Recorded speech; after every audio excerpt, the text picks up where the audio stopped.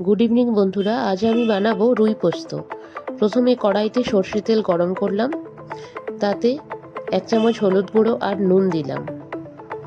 এরপর রুই মাছের টুকরোগুলো তেলটা গরম হওয়ার পর ধীরে ধীরে কড়াইতে ছাড়ছি।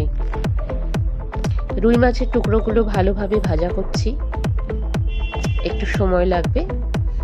আমরা ধীরে ধীরে ভাজছি, ভালোভাবে উল্টে পাল্টে ভেজে নিচ্ছি যাতে একটু মুচমুচে হয় এবং টেস্টটাও খুব সুন্দর হয়।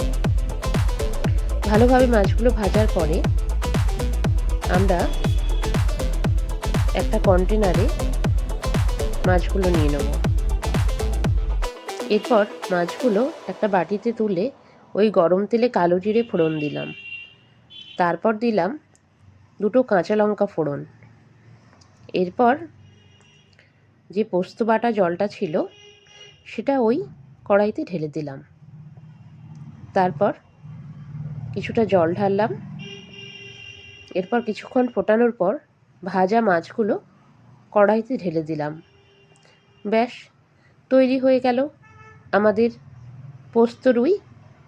এবার আপনারাই বলুন বন্ধুরা, কমেন্ট করে জানান যে রান্নাটা কীরকম হয়েছে এবং যদি কিছু সাজেশন দেওয়ার থাকে অবশ্যই সেটা দেবেন।